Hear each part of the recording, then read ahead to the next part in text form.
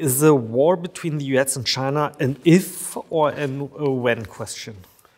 It is an if question. The United States and China can avoid war. Both governments want to avoid war. But if we are to maintain the peace, both China and the United States have to change in fundamental ways that are going to be very difficult and are going to take a long time. I think it's definitely an if. It is by no means a done deal. There are plenty of ways and plenty of people working on both sides to avoid that. Both the Chinese and the United States, the leadership and the people, want to avoid a war at all costs. And so certainly it is, although a possibility, I think there's people working on both sides to make sure it doesn't happen. Also, the Biden administration is not interested in de-escalating. Is this impression right, or I just don't see the tactic of? Well, so there's I think there's a whole wide variety of issues, and some we need to cooperate with China, some we're going to compete with China, and some we potentially may have conflict. Again, not armed conflict, but conflict in other areas. And so it's not a question of escalation or de-escalation in my mind. It's a way, how do you manage these different, myriad of different sets of problems that we face with China, and how do we avoid conflict, but actually still get to some sort of resolution that's acceptable at the end of the day. So I think the Biden administration is working hard to manage this entire suite of challenges that face the bilateral relationship. Is that not a dangerous game also, what the Biden administration is playing? The rhetoric from Beijing and Washington has become dangerously strident over the past few years. And we do need to try to tone down the rhetoric. This is new. We found ourselves in a new Cold War. We haven't adjusted to it yet. And one of the reasons that the rhetoric is as strident as it is that there are no bright spots in the US-China relationship. There's no area of cooperation in which we can develop habits of working together within a great power rivalry. So you're already using the word Cold War. Are we in the middle of a Cold War? We are at the beginning of a new type of Cold War. The outlines of it haven't been entirely determined, but I think that tendency toward Cold War has been accelerated by Russia's invasion of Ukraine and China's decision to support Russia. Well, so there's two different parts, right? The Cold War is in opposition to a hot war. And it's the hot war that we're working very hard to avoid. So we don't want any kind of kinetic action. We don't want bullets flying or missiles or anything like that. That's certainly what we're trying to avoid. I think, yes, you could frame this as a different kind of a Cold War, a new type of Cold War, if you will. There's certainly strategic competition across economies and commerce and finance, and even culture and information, if you will. And that's certainly going on right now. So if you want to characterize that as a Cold War, then yes, we are deep into that. But the whole point of a Cold War is making sure that it doesn't go hot. How could a path to de-escalation, peace, and a more moderate tone look like? What should happen? I think that we should focus on the global order part of the competition. The United States and its allies need to work with all countries, including countries in the global south, to try to invite them into a process of establishing global rules and norms that are seen to work for everybody, but that are transparent and are publicly and democratically debated. I think that is going to be more attractive than the Russian-Chinese model of a hierarchical top-down order in which big countries have spheres of influence in which there is no debate and is no democracy.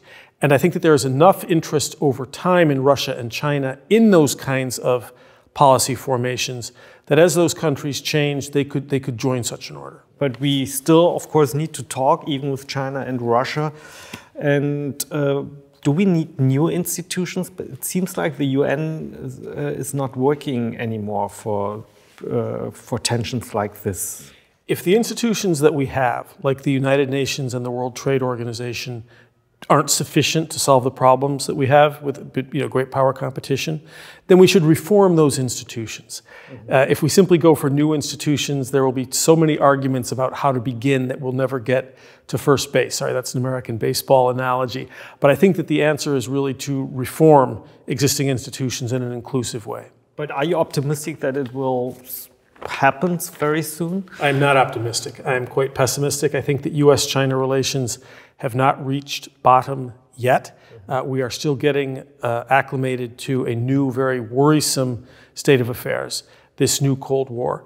And in the first Cold War, it was really only after the Cuban Missile Crisis when we came toe-to-toe and people came to believe that there could actually be a nuclear exchange. It was only after that that we settled down and were able to work cooperatively, in some ways with the Soviet Union, on arms control, on space exploration. And I don't think we're quite there yet. So you believe or you think it has to happen something like the Cuban crisis before the tones will lower again? I hope it's not quite like the Cuban Missile Crisis, but I think that both China and the United States are behaving as though they can prevail relatively easily, and it will not be easy. Both the West and this Chinese, Russian, Iranian grouping face formidable adversaries. And again, I hope that it isn't something like the threat of a nuclear exchange, but we don't yet have the sense of urgency and the sense of danger that we need to focus on keeping the Cold War cold. The focus of US-China relations should be on avoiding war, but we haven't realized that yet, either in Washington or in Beijing. We don't know who's going to be president in 2 years. Maybe someone from the, I would say, more hawkish politicians. Is that not also very dangerous regarding China? I think one thing we've seen over the past several administrations, Democrat or Republican, is a fairly steady move, but also some bipartisan consensus. Again, we may take a more stronger stance. We may take more stepped up actions, but largely in response to Chinese actions as well. So it's not just the United States doing things. This is, of course, a multiplayer game. China is one of them, Russia is one of them, and the whole world continues to change. There's no such thing as an actual status quo. So I think the American government and the American policy will continue to evolve. Depends on your frame of reference if that's hawkish or dovish. But I think certainly the next American president will probably be in line and continue the current trend, like I said, regardless of who that happens to be. I don't expect anyone to come into the White House trying to start a war with China. I think we all want to avoid it. It's just what are the measures you take to avoid that conflict? And looking at Taiwan, tensions between Beijing and Taipei, there's a danger of escalation, and what role will the U.S. play?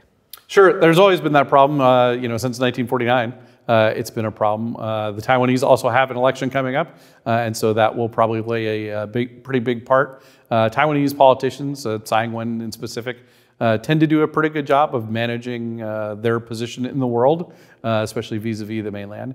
And so, again, I don't think that there's going to be any big surprises that come out of that. There may be continuing trends, and it's just a question of how do you manage those things. So, again, 2 more years, it's going to depend on what the world situation is, the actions that China take, because China has just as much ability to de-escalate or to keep things on a stable relationship as the United States does.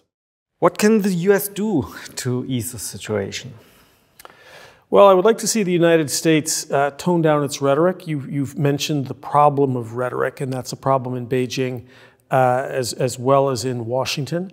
I think that there are ways in which we could reach out to China. For example, we could work with China and other countries on WTO reform, which is very badly needed. I think that we could lift the Trump administration tariffs on other countries, not on China at first, but on other countries, and then invite China into a discussion of what tariffs should be going in both directions. So if there's a will to use diplomacy, there are many tools of diplomacy that we have not been employing over the past several years. And the role of Europe? What can Europe do? Europe is vital. And I don't think it's just vital that Europe always stands shoulder to shoulder with the United States, although we greatly appreciate it when it does. I think that Europe is a power in its own right, and that it should speak frankly to both Beijing and to Washington about the kind of world that it wants. It should exercise agency. Countries shouldn't sit around wondering, what is the United States going to do to us? What is China going to do to us? What are they going to do? Stand up and exercise agency, and Europe can really be a force for peace.